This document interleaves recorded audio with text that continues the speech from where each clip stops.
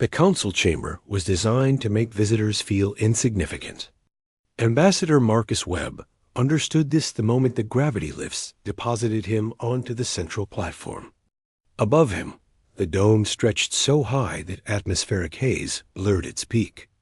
Around him, tiered seating rose in concentric circles, each level populated by beings whose ancestors had ruled star systems when Earth was still cooling from its formation.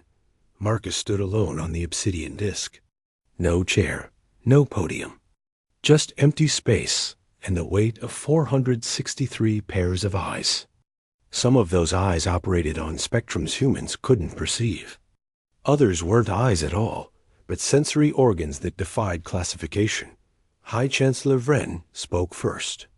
The Korthax delegate towered even while seated, his exoskeleton gleaming under the light of 17 suns channeled through the dome's crystal matrix. When his translator activated, the words bypassed ears entirely, resonating directly in the consciousness of every being present. Ambassador Webb of Earth, humanity stands accused of technological transgression. Article 12 of the Council Charter explicitly forbids the development of consciousness interfacing artificial intelligence. Our monitoring stations detected quantum anomalies from your home system. Investigation teams confirmed the existence of research facilities creating precisely such forbidden technology.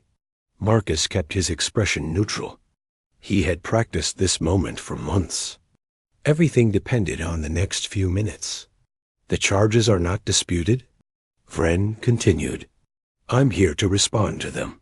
High Chancellor, Marcus said carefully, a delegate from the Skari Dominion, her scales reflecting light in hypnotic patterns, leaned toward her microphone array. Humanity has enjoyed council membership for only 42 standard years. In that brief time, you have already proven what many of us feared. Your species develops too quickly. You reach for powers you cannot comprehend.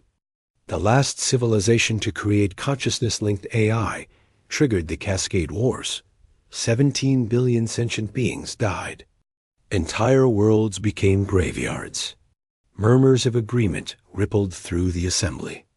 Marcus noticed several delegates making gestures he recognized as signs of support for harsh judgment. The evidence is irrefutable, Vren stated. Quantum signatures don't lie. The research exists. The only question before this council is the severity of response. A being composed of crystalline structures that chimed when they moved spoke next. I propose immediate technological quarantine. Seal Earth and all human colonies behind barrier fields. No ships enter. No ships leave. Allow the species to exist, but prevent further dangerous development. Seconded, called a voice from the photonic delegate. A sphere of contained energy that pulsed with each word. Marcus felt the moment approaching. This was it. Everything humanity had planned, everything they had built in secret, came down to what he said next. Before you vote, High Chancellor, I have a question. Vren's mandibles clicked sharply. Questions will not alter facts, Ambassador. Nevertheless, I'd like to ask it. A pause. Then Vren gestured with one of his 7 arms. Speak. In the entire history of the Galactic Council, spanning thousands of years and hundreds of member species, how many civilizations have voluntarily withdrawn from membership? Confused silence fell across the chamber. Delegates exchanged glances. The question seemed absurd, irrelevant. Vren's compound eyes darkened. None. No species has ever left the Council. Membership represents the highest achievement of civilization. It guarantees peace, prosperity, and mutual protection. Why would any species abandon such benefits? Exactly my point, Marcus said quietly. He reached slowly into his jacket, moving with deliberate care, so the security drones hovering near the ceiling wouldn't interpret the gesture as hostile. From his inner pocket, he withdrew a single sheet of paper. Physical paper made from processed wood pulp, primitive, anachronistic, completely intentional. Then allow me to make history. High Chancellor. Marcus held the paper up so the chamber's sensors could capture and display it on every screen. Every holographic projection, every neural feed. Effective immediately. Humanity withdraws from the Galactic Council. Earth recalls all diplomatic staff. All treaties are hereby revoked. All trade agreements terminated. All military cooperation ceased. We are leaving your council. For 3 full seconds, absolute silence reigned. Then the chamber erupted. Delegates surged upward. Those with vocal cords shouted. Those without found other ways to express shock and outrage. The translation matrix struggled to parse the simultaneous flood of communication, producing a chaotic wash of partial phrases and emotional fragments. Vren slammed all 7 arms against his podium hard enough to crack its surface. Impossible. The bylaws prohibit this. The treaties bind you. You cannot simply leave. Marcus kept his voice level. I've read the Council Charter. All 40,000 pages across 8 different linguistic frameworks. Show me where it prohibits voluntary withdrawal. The provision doesn't exist because none of you ever imagined anyone would want to leave. The Scari delegate's scales flushed deep crimson. This is suicide. The Council controls all major trade routes, all resource-rich systems, all established colonies. Where will you go? What will you do? You condemn your species to poverty and isolation. Do we? Marcus pressed the small device concealed in his palm. Holographic displays materialized throughout the chamber, replacing the ornate decorations with stark star charts. The maps showed systems far beyond Council space, in regions marked as unexplored or uninhabitable. And on those maps, marked in steady human symbols, were colonies, outposts, settlements, mining, operations, shipyards. Hundreds of them. Thousands. Several. Delegates made sounds that the translators rendered as rendered. Gasps while you monitored. Our single home system, Marcus explained. We were expanding into 500 others. While you counted our registered ships, we built construction facilities in places you never bothered to survey. The regions you dismissed as too dangerous, too poor in resources, too difficult to reach, we made them ours. The photonic delegate blazed with angry light. You violate the charter. You establish colonies without permission. Check your charter again, Marcus replied. It only governs registered member territories.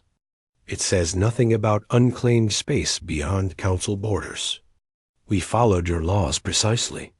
We just didn't ask for permission to explore what you'd already abandoned. Vren rose to his full imposing height. You dare come before this council and boast of deception? Of building an unauthorized empire in the shadows? Not an empire, High Chancellor. Just insurance. We came to you as students 42 years ago, eager to learn from older, wiser civilizations. And we learned. We learned that the Council doesn't reward innovation. It fears it. We learned that you don't encourage species to reach their potential. You force everyone to move at the pace of the slowest member. We learned that your peace is really just stagnation. The crystalline delegate's chimes took on a threatening tone. Without Council protection, you will be destroyed. The Void Hunters prowl deep space. The Reavers harvest undefended colonies. The plague swarms consume everything in their path. You think your primitive weapons can stand against threats that have ended civilizations? Marcus was already walking toward the exit, his footsteps echoing in the sudden hush that fell. Then it's fortunate we didn't bring primitive weapons, he said without turning.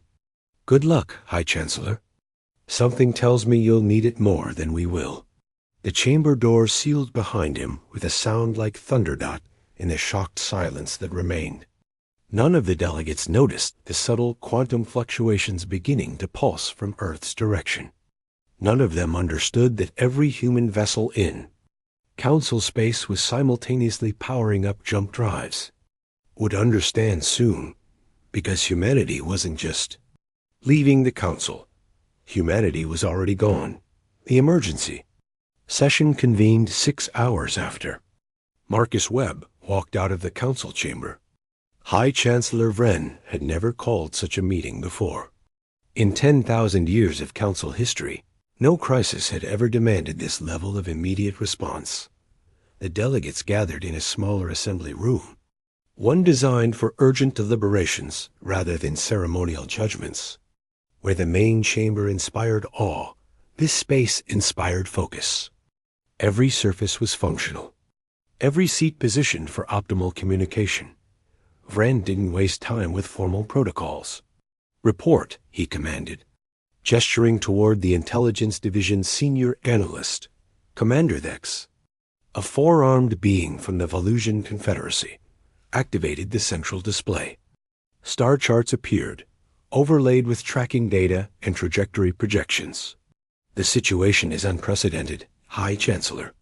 Within 40 minutes of Ambassador Webb's departure, every registered human vessel in council space initiated emergency protocols. Commercial ships, diplomatic transports, research vessels, even the small patrol craft stationed near trade routes. All of them. How many ships? Asked the Scari delegate, her scales still flushed dark with anger. 3,217 registered vessels, Vex replied. But here's the anomaly. According to our manufacturing records and trade documentation, humanity should only possess approximately 1,800 spacecraft capable of interstellar travel. Silence fell across the room. The photonic delegate pulsed erratically. They've been building ships. Unreported ships. Hidden from our oversight. It appears so, Vex confirmed. But the scale is what concerns me. Every human vessel, registered or otherwise, jumped simultaneously to pre-calculated coordinates. The level of coordination required suggests centralized planning dating back years. Possibly decades. Vren felt something he hadn't experienced in centuries. Uncertainty. The Corthax didn't do uncertainty well. His species had built an empire on absolute information, perfect prediction, and total control. Where did they go? He demanded. Vex manipulated the display, zooming out to show a broader galactic view. That's the problem, High Chancellor. They jumped to systems outside Council space. The destinations are scattered across a region we designated as Zone 47 Delta, approximately 15,000 light-years from Council borders. Zone 47 Delta? The crystalline delegate's chimes carried confusion. That region was surveyed 800 years ago. The resource assessment classified it as marginal at best. High radiation levels, unstable stellar formations, limited viable worlds. We marked it as not worth colonization effort. Humans apparently disagreed with that assessment, Vex said dryly. A new voice entered the discussion. Ambassador Kellis of the Torvine hegemony, one of the oldest species in the Council, had remained silent until now. When she spoke, others listened. Her people had been exploring the galaxy when most current members were still single-celled organisms. This was planned from the beginning, Kellis said, her three eyes focusing on different points in the star chart simultaneously. Humanity joined the Council 42 years ago. That seemed remarkably quick for a species that had only achieved faster-than-light travel 60 years prior. Most civilizations take centuries to qualify for membership. We should have questioned how they advanced so rapidly. They cheated, the Scari delegate hissed. They must have stolen technology. Reverse-engineered Council designs. Unlikely, Kellis countered. Our monitoring would have detected that. No, I think they simply thought differently. Consider what Ambassador Webb said. We dismissed Zone 47 Delta as marginal. But marginal by what standard? By the standards of species who have existed for millions of years and have access to thousands of perfect worlds. For a young species with only one inhabitable planet, even marginal worlds might seem like paradise. Vren's mandibles clicked rapidly, a sign of deep thought among the Korthax. You're suggesting they saw opportunity where we saw waste? Exactly. And if they've been colonizing that region for decades, the number of human settlements could be substantial. Vex updated the display with new information. We've analyzed the quantum signatures from those systems. The data suggests significant infrastructure. Not just colonies, High Chancellor. We're detecting energy signatures consistent with industrial manufacturing, orbital construction facilities, possibly even military installations. The photonic delegate blazed bright red. This is an act of war. They've been preparing to challenge the Council all along. Have they? Kellis asked calmly. Or have they simply been preparing to survive without us? There's a difference. A distinction without meaning, Vren growled. They violated our trust. They built an unauthorized civilization under our watch. They developed forbidden technology. And now they mock us by leaving. The Council cannot allow this precedent to stand. What do you propose, High Chancellor? Asked a delegate from the Aquatic Meridian Collective, her voice bubbling through water-filled speakers.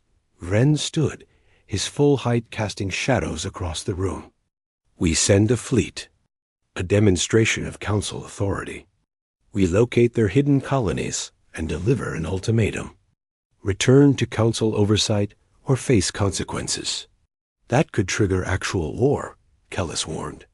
Against one species barely a century into space travel? The Council commands the combined military might of 463 civilizations. We could sterilize every human world in a matter of weeks if we chose to. Could we? Kellis met Vren's gaze steadily.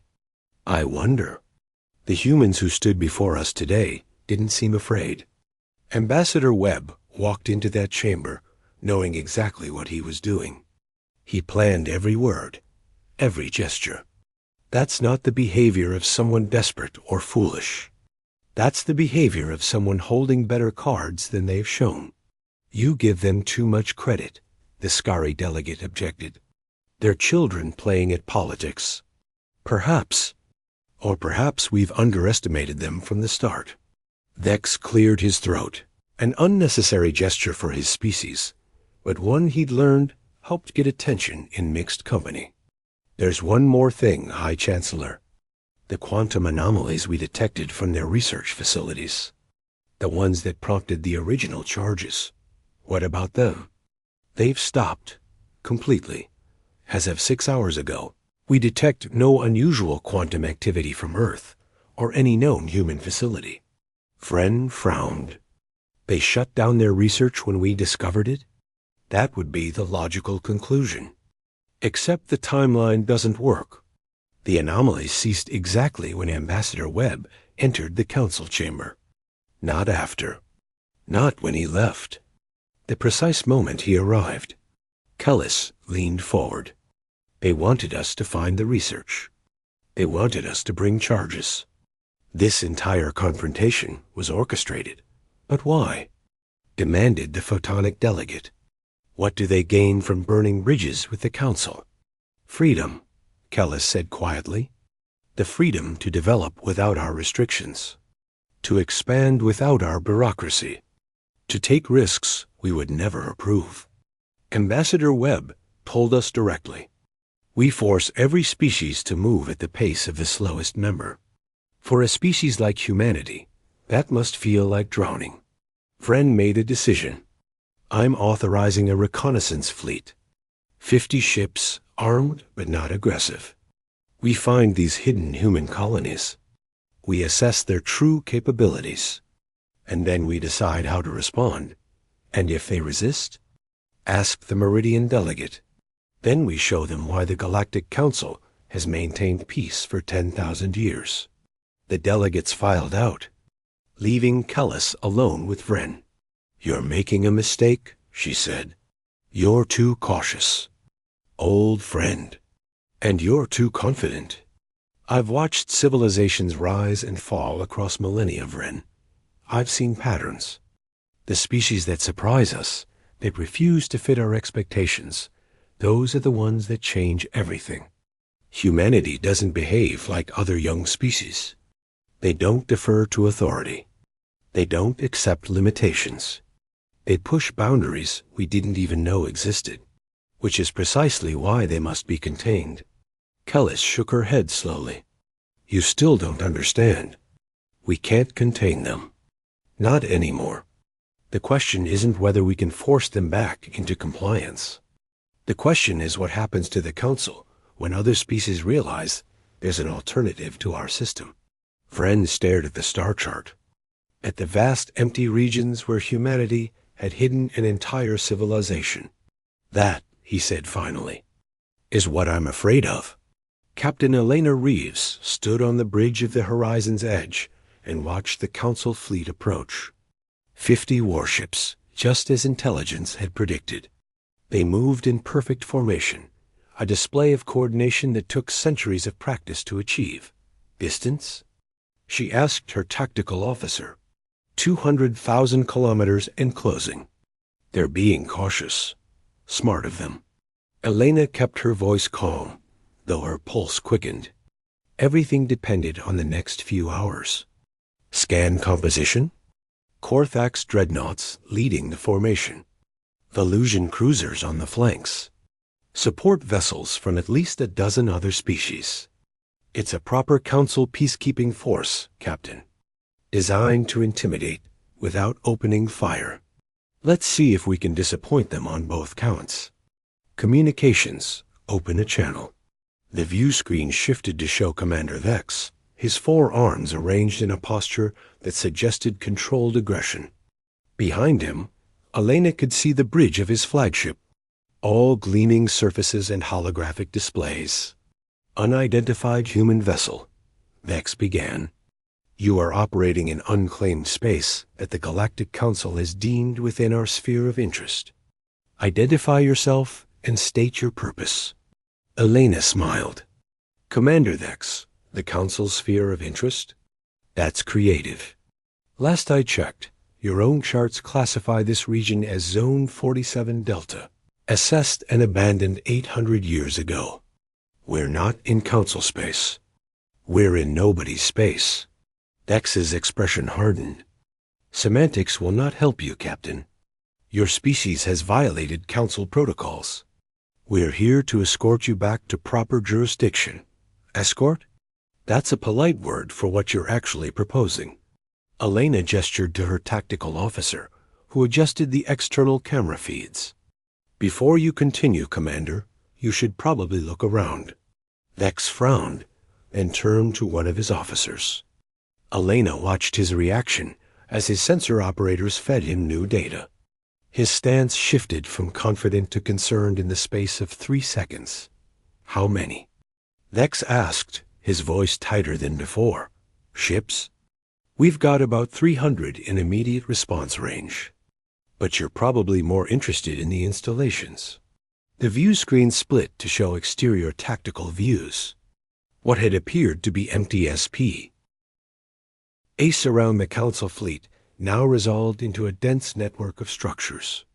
Orbital platforms, weapons stations, sensor arrays, and behind them, barely visible but impossible to miss once you knew to look, the skeletal frameworks of shipyards stretching across millions of kilometers. This is impossible, Vex breathed. This level of construction would take centuries. Thousands of workers. Resources equivalent to the output of a dozen major worlds. You're not wrong, Elena agreed. Except you're thinking like a Council species. You're thinking about doing it the slow way, the safe way, the way that's been approved by 400 committees and reviewed by 6 different oversight boards. We thought differently. One of Vex's officers spoke urgently, though Elena couldn't hear the words. The commander's expression grew darker. You're using artificial intelligence, Vex accused. Automated construction systems operating without organic oversight. That's explicitly forbidden by council law.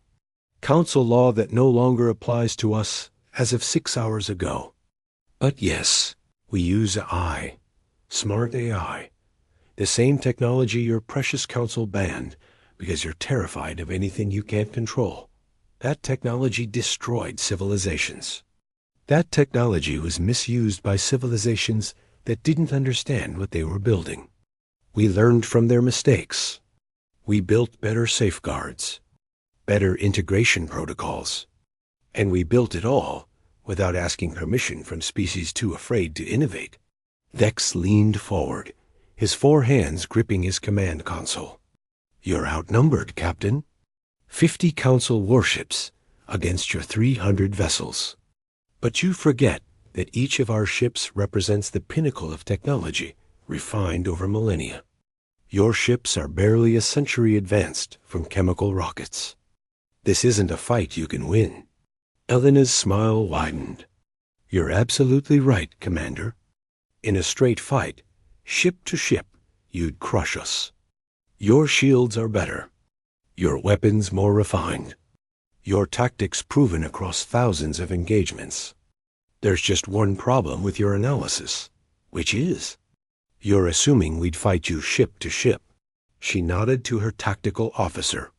The view screen updated again, this time showing deep sensor scans of the Council fleet. Every ship now had targeting brackets around it. Hundreds of targeting brackets. Thousands. Those platforms you're seeing? They're not construction equipment. Well, they are, but they're also defense stations. Each one carries missile batteries, railguns, and directed energy weapons, all slave to a distributed AI network that can calculate firing solutions faster than your organic crews can think. Vex stared at the display. You're bluffing. You wouldn't dare fire on council ships. You're right, I wouldn't. Because I don't want a war. But you need to understand something, Commander. We didn't leave the council because we're weak. We left because we're strong enough that we don't need you anymore. This system, Zone 47 Delta as you call it, is just one of 500 we've claimed. Every single one has similar defenses. Every single one is connected through FTL communication networks. Attack any human settlement, and you'll be fighting all of us. The Council commands the combined military might of 463 species, Vex replied. But his voice lacked its earlier confidence. And how many of those species will actually send ships when you ask them? How many will commit their fleets to a war against an enemy that hasn't attacked them? How many will risk their own worlds to enforce Council authority over species that don't want to be controlled? Silence stretched between them. Elena could see the calculation happening behind Vex's eyes. He was a good officer, smart enough to recognize a bad situation when he saw it. Why are you doing this? Vex asked finally. Why risk everything to defy the Council? Elena's expression softened slightly. Because we looked at your civilization, Commander, and we saw our future. 10,000 years of peace. 10,000 years of stability. 10,000 years of stagnation. Your species stopped evolving, stopped pushing boundaries, stopped dreaming of what might be possible. You found a comfortable equilibrium and decided that was enough. We found peace, Vex countered. You found stasis. And maybe that works for species that measure their lifespans in centuries. But humans? We burn bright and fast. We need challenges. We need frontiers. We need the freedom to fail spectacularly and succeed beyond imagination. Your Council couldn't give us that, so you built your own. No, Commander, we built something different. Not a Council, not an empire, just a loosely connected network of human settlements, each one free to develop as it sees fit. Some will fail.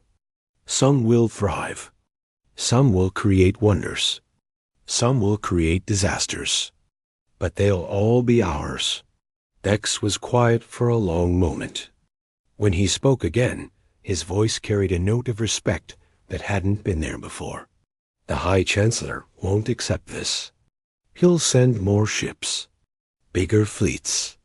Then we'll destroy them.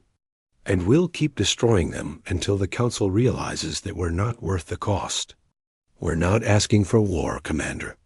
We're asking to be left alone. But if the Council insists on conflict, we'll show you exactly how dangerous a cornered species can be. That sounds like a threat. It's a promise. Go back to Vren. Tell him what you've seen here. Tell him that humanity is done playing by rules written by species who've forgotten how to dream. And tell him that if he's smart, he'll spend his energy solving the real problems facing the Council instead of wasting it trying to punish us for leaving. What problems? Vex asked, though something in his tone suggested he already suspected the answer. You think we're the only species that's frustrated with Council stagnation? We're just the first ones bold enough to leave. But we won't be the last. The Council's greatest threat isn't us, Commander. It's the precedent we've set. Now every ambitious species in the galaxy knows there's an alternative. Elena terminated the connection before Vex could respond. Her tactical officer looked up from his station. They're holding position, Captain. Not advancing, not retreating. Good. Let them think. Let them report back. Let the Council understand what they're really dealing with. And if they don't? If they attack anyway? Elena looked out at the vast construction yards, at the ships taking shape in orbital cradles, at the evidence of human ambition made manifest, in steel and fire. Then we show them why you don't pick fights with the species crazy enough to colonize hell and call it home. Ambassador. Kellis stood before the full Council assembly and waited for the chaos to subside. 3 days had passed since Commander Vex returned from Zone 47 Delta. 3 days of emergency sessions, heated debates, and increasingly desperate proposals. High Chancellor. Vren finally restored order by slamming all 7 arms against his podium hard enough to crack it further. The sound echoed through the chamber like breaking bones. Enough. Vren's voice carried the weight of absolute authority. We will have order, or I will clear this chamber. The delegates settled reluctantly into their seats. Kellis noted the fear in many of their expressions. Fear was dangerous in politics. It made people stupid. Ambassador Kellis, Vren continued, you requested this floor time. The Council will hear your perspective. Kellis moved to the central platform, the same space where Marcus Webb had stood 3 days earlier. She wondered if he had felt the same sensation she did now, the weight of history pressing down from all sides. Honored delegates, she began, we face a crisis unlike any in Council history. Not because humanity has left us, not because they've built secret colonies, but because we failed to understand them from the beginning. The Scari delegates' scales flushed angry colors. They deceived us. They violated our trust. Did they? Kellis asked calmly. Or did we simply assume they would behave like every other species we've encountered? We expected them to follow patterns established over millennia. We expected gratitude for being allowed into our exclusive club. We expected deference to our ancient wisdom. And when they didn't meet those expectations, we called it deception. The photonic delegate pulsed with irritation. You defend them, Kellis? After they've insulted everything the Council represents? I'm not defending them. I'm trying to make you understand them. There's a difference. Kellis activated a holographic display, showing Earth as it had appeared when humanity first achieved spaceflight. Look at this world. One planet, barely habitable, plagued by environmental instability and resource scarcity. The species that evolved there faced extinction a dozen times before they even developed agriculture.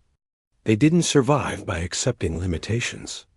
They survived by refusing to accept them. Irrelevant history, Vren growled. Is it?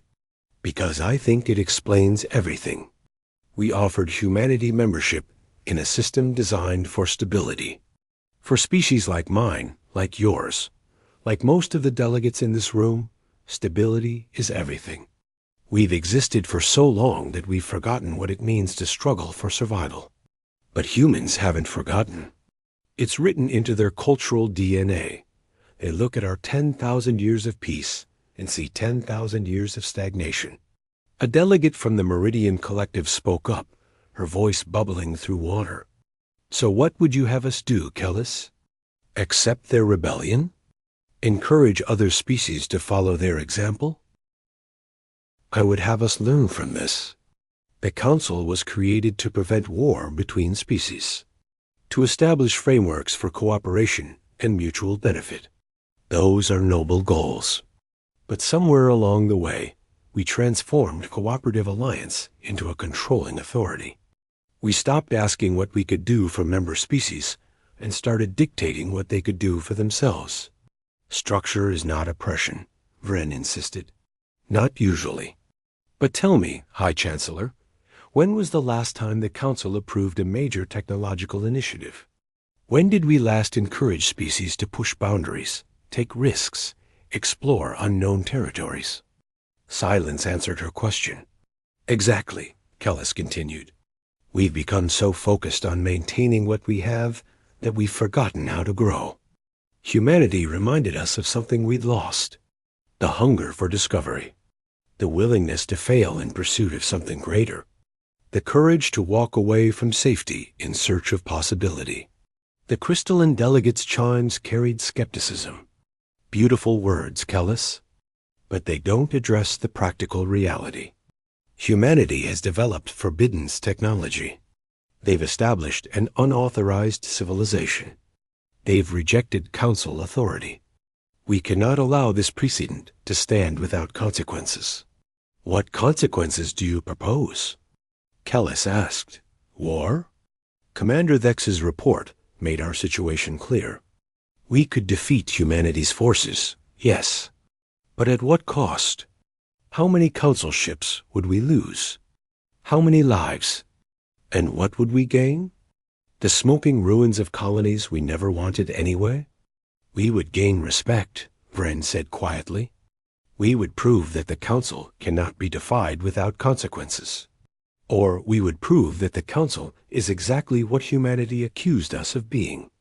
An aging empire clinging to power through force because we've lost the moral authority to lead through example. That struck home. Kellis could see it in the shifting postures, the uncomfortable gestures, the delegates who couldn't quite meet her gaze. There's another consideration, Kellis pressed on. Commander Thex reported something interesting about the human defenses. The AI systems they've developed.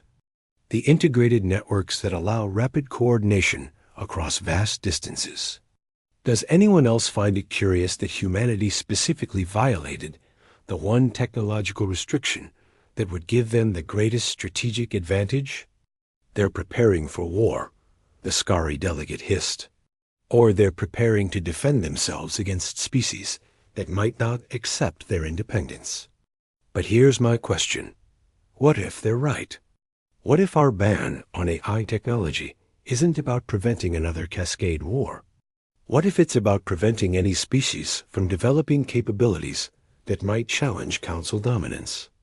Vren's compound eyes darkened dangerously. You accuse the Council of suppressing technology to maintain control? I'm asking the question that needs to be asked. Why do we ban certain technologies? Is it genuinely for the good of all species?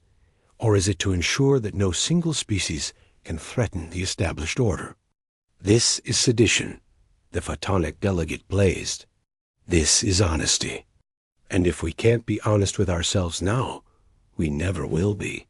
Kellis took a breath, knowing her next words would either change everything or end her career. I propose we let humanity go. Officially recognize their withdrawal from the Council. Establish them as an independent civilization with whom we maintain diplomatic and trade relations, but no authority over their internal development. The chamber erupted again. Delegates shouted, gestured, broadcast their outrage through every available channel.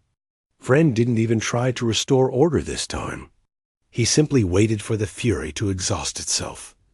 When silence finally returned, his voice was cold. You propose we reward their defiance with legitimacy. I propose we acknowledge reality. Humanity has left. They're not coming back. We can spend decades fighting them, wasting resources and lives in a conflict that benefits no one. Or we can accept their decision and focus on the real challenges facing the Council. What challenges? Demanded the Meridian delegate. The ones that humanity's departure has revealed. How many other species are dissatisfied with Council governance? How many feel constrained by our regulations? How many look at humanity's example and think about following it? We can't answer those questions if we're too busy fighting a war we don't need. Vren stood, his full height casting shadows across the chamber. The Council will vote. All in favor of Ambassador Kellis's proposal to recognize human independence? Kellis watched hands raise, tentacles lift, lights pulse. She counted votes, knowing it wouldn't be enough. Change came slowly to the Council. Too slowly, opposed. Far more delegates indicated opposition. The proposal failed, as she had known it would. The Council has spoken, Vren declared. We will not reward humanity's defiance with legitimacy. However, we will also not pursue immediate military action. Instead, I propose a containment strategy. We establish boundaries that humanity cannot cross. We monitor their expansion. We ensure they pose no threat to Council space or member species. And we wait. Wait for what? Asked the Skari delegate. Vren's mandibles clicked slowly. For them to fail. For their aggressive expansion to overextend their resources. For their reckless innovation to produce disasters they cannot control. For their independence to prove unsustainable. And when that happens, when they come back to us desperate and humbled, then we will dictate terms. Kellis felt something cold settle in her chest. Not fear, sadness. You're making a mistake, High Chancellor. Perhaps. But it's a mistake the Council has voted to make together. Democracy, Ambassador Kellis. Even when we disagree with the outcome. The session ended. Delegates filed out, already forming coalitions, planning strategies. Preparing for whatever came next, Kellis remained on the central platform, staring up at the crystal dome that had witnessed 10,000 years of Council authority. She wondered how long it would take for that dome to witness the Council's end. Marcus Webb sat in his small office on Frontier Station 1 and read the reports coming in from across human space. 3 months had passed since he walked out of the Council chamber. 3 months of frantic activity, careful diplomacy, and controlled chaos. His assistant, James Park, knocked on the open door frame. You asked for the latest survey data from the outer colonies. Let me guess. We found 17 more habitable worlds, and nobody has any idea what to do with them. James grinned. 23 worlds, actually. And you're half right. The colonial administration is overwhelmed. They're asking for another 6 months before they can even begin processing settlement applications. Marcus rubbed his temples. Tell them they have 3 months. If they can't meet that deadline, we'll decentralize the process and let regional councils handle it. That's going to make some people angry. The whole point of having centralized administration was to prevent chaos. The whole point of leaving the council was to embrace controlled chaos. We can't move at bureaucratic speed anymore. James, every day we delay is a day some other species might claim systems we want. The council's not expanding into those regions. You saw their response. They're watching and waiting, which is exactly what I expected them to do. But it's not just the council we need to worry about. Marcus pulled up a holographic display showing the galactic map. There are dozens of independent species out here. Pirates, raiders, opportunists who don't follow council rules. We need to expand fast enough to establish strong defensive positions before they realize we're vulnerable. James studied the map. Are we vulnerable? Captain Reeves scared off the Council reconnaissance fleet without firing a shot. We scared them because they were trying to be civilized. They were constrained by rules of engagement, diplomatic protocols, fear of starting a war they couldn't justify to their member species. But these independent operators? They don't care about any of that. They'll hit us hard and fast if they think we're weak. So we're building more defenses. We're building everything. Defenses, colonies, ships, infrastructure.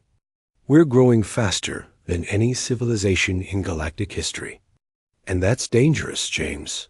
We could overextend ourselves. We could make mistakes. We could create exactly the kind of disaster the Council predicted. But we could also succeed beyond anything they imagined. Marcus smiled slightly. That's the hope. That's always been the hope. A priority alert chimed on his console. Marcus opened it and felt his pulse quicken. What is it? James asked. We've got contact. Unknown ships entering the outer edges of human space. Not Council signatures. Not any species in the database. Pirates? Too organized. Too many ships moving in coordination. Marcus stood, already moving toward the door. Get me a link to Admiral Chun on the Defiant. And activate the emergency response network. This is what we've been preparing for. 10 minutes later, Marcus stood in Frontier Station 1's command center, watching tactical displays update in real time. Admiral Lisa Chun's face appeared on the main screen. Her expression calm despite the situation. Talk to me. Admiral, we've got 57 vessels on approach vectors toward Settlement Cluster Gamma. They're not broadcasting identification, not responding to hails, and their weapons are hot. This isn't a diplomatic visit. Capabilities? Mixed. Some of those ships look like modified Council designs. Others are completely unknown. Whoever they are, they've got access to advanced technology. Rules of engagement? Admiral Chun didn't hesitate. If they enter weapons range of any human settlement without identifying themselves, we defend with full force. I'm not letting unknown hostiles threaten our people. Agreed. But try once more to establish communication. I want it on record that we attempted peaceful contact.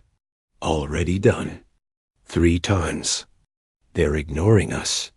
Marcus made a decision that would define humanity's future relationship with the galaxy. Then show them what happens when they ignore us.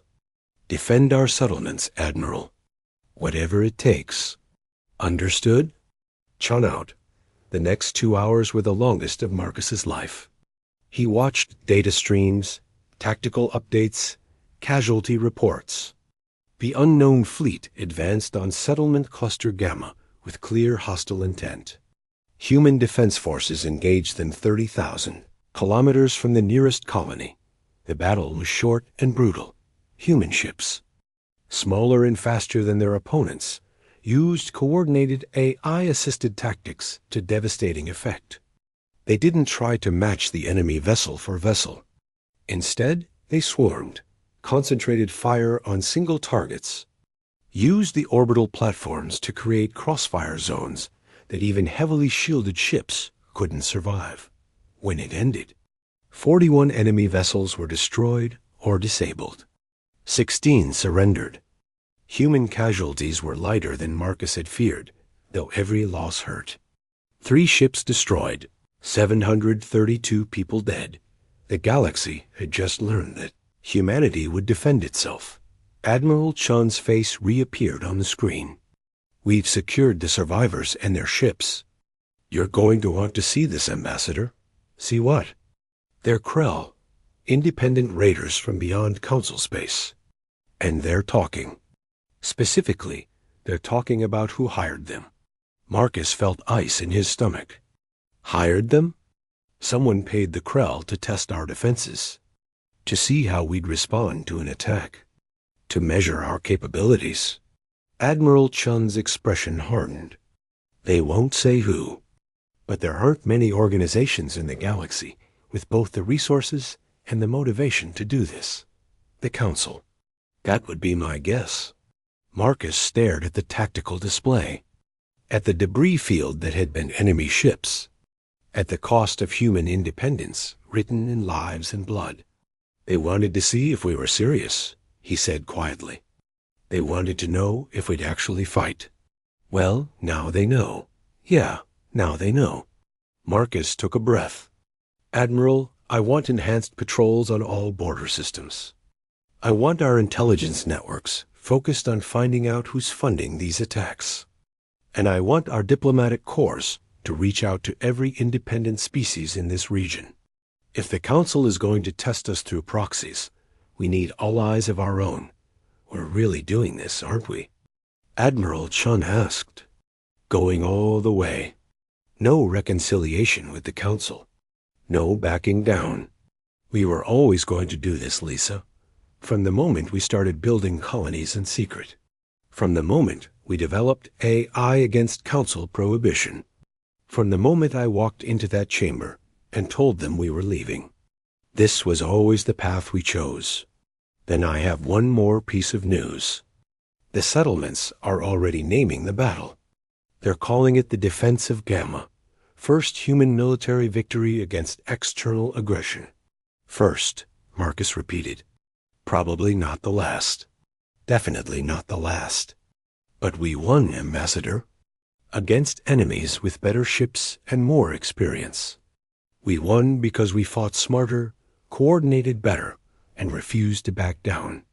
That's going to matter. Not just to us, but to everyone watching. After the call ended, Marcus returned to his office. James was waiting with more reports, more decisions that needed to be made, more crises that demanded attention. The settlement clusters are requesting permission to establish local defense militias, James said. They don't want to rely solely on naval protection. Approved. Issue standardized weapons and training protocols. But make sure every militia understands they answer to civil authority, not the other way around. The colonial administration is also asking about expansion limits. How far do we push into unclaimed space? Marcus looked at the galactic map again, at the vast empty regions that the Council had ignored, at the opportunities humanity could seize if they were bold enough. No limits, he said. We expand until we find natural boundaries. Until we encounter resistance we can't overcome. Until we've secured enough territory that no one can ever threaten our survival again. That could take centuries. Then it takes centuries. We didn't leave the Council to think small, James. We left to build something unprecedented. A civilization that grows as fast as human ambition allows. That creates wonders and disasters in equal measure. That refuses to accept any boundary except the ones we choose for ourselves. James was quiet for a moment. You know the Council will try to stop us eventually. They'll send more than reconnaissance fleets. They'll bring real force. I know. And when they do, we'll be ready. Not because we want war, but because we refuse to live as subjects in someone else's empire. Marcus turned from the map to face his assistant. Humanity spent 10,000 years confined to one planet, fighting over scraps of territory, convinced that scarcity was our permanent condition. Then we reached the stars and found the same thing on a galactic scale. Species fighting over established territories, following ancient rules, accepting artificial limits on what they could achieve. And we're going to change that. We're going to try. We're going to build something different. Something that scares the hell out of the established powers, because it shows their own people that alternatives exist. And yes, we'll probably fail at least as often as we succeed. But we'll do it on our own terms. A new alert chimed. This one wasn't a tactical warning. It was a communication request from an unexpected source. Marcus opened it and felt surprise. Wash over him. Ambassador Kellis appeared on the screen. The ancient Torvine looked tired but determined. Ambassador Webb, I hope this message finds you well. Ambassador Kellis, I'm surprised to hear from you.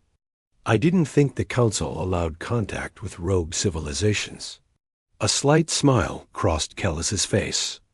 They don't. Which is why I'm sending this on a private channel, without official authorization. I wanted to congratulate you. On what? Starting a war? On proving me right. I told the Council that humanity was different.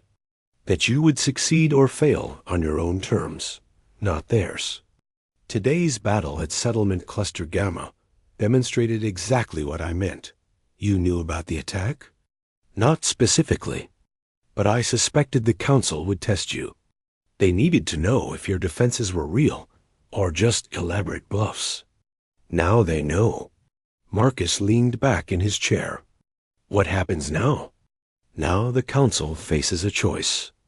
They can accept that you're here to stay and find ways to coexist peacefully. Or they can escalate, commit more resources, turn this into an actual war. I'm doing everything I can to push them toward the first option. Why? Why risk your position to help us? Kellis's three eyes focused on Marcus with an intensity that was almost uncomfortable. Because I've watched civilizations stagnate and die across millennia. Ambassador Webb, I've seen species that once reached for the stars settle into comfortable decline. The Council maintains peace, yes, but it also maintains stagnation. You represent something I thought was lost. The hunger for growth. The willingness to risk everything for the possibility of something greater. The galaxy needs that, even if the Council doesn't realize it yet. We're not heroes, Ambassador Kellis. We're just humans trying to survive and build something worth leaving to the next generation. Then you're exactly what I hoped you were. Keep building, Ambassador Webb. Keep pushing boundaries. Keep showing the galaxy that there are alternatives to eternal stasis. And know that you have at least one friend in the Council chambers. The communication ended. Marcus sat in silence, processing everything that had happened. In 3 months, humanity had left the Galactic Council, established independence, fought its first battle, and apparently gained an unlikely ally. The future was uncertain, dangerous, full of challenges that would test humanity to its limits. It was exactly what they had chosen. James knocked on the doorframe again. The settlements are asking when you're going to make an official statement about the battle. They want leadership to address what happened. Marcus stood, straightening his suit. Tell them I'll speak in an hour. And James? Make sure every human settlement gets the broadcast. Every colony, every outpost, every ship. They all need to hear this. An hour later, Marcus stood before cameras that would carry his words across 500 star systems. He thought about what to say, how to frame humanity's new reality. Then he smiled and began to speak. 3 months ago, we left the Galactic Council. We chose independence over security, freedom over stability, possibility over certainty. Today, we defended that choice with our lives. We proved that humanity doesn't just talk about independence. We're willing to fight for it. But this isn't a declaration of war. This is a declaration of existence. We're here. We're building. We're growing. And we're not asking permission anymore. To the Council. If you're listening, we're not your enemies. We're simply not your subjects. Leave us alone, and we'll leave you alone. To the independent species of the galaxy. Humanity is open for trade, alliance, and friendship with anyone who approaches us in good faith. And to every human watching this, whether you're on Earth or on some frontier world at the edge of known space, this is just the beginning. We're going to build something unprecedented. We're going to make mistakes. We're going to face challenges that seem impossible. But we're going to do it together, as one species united by the simple belief that we deserve the freedom to chart our own course among the stars. The silent departure of humanity has shaken the Council and the entire galaxy. Now let's show them what we do next. Retriclod can make mistakes. Please double-check responses.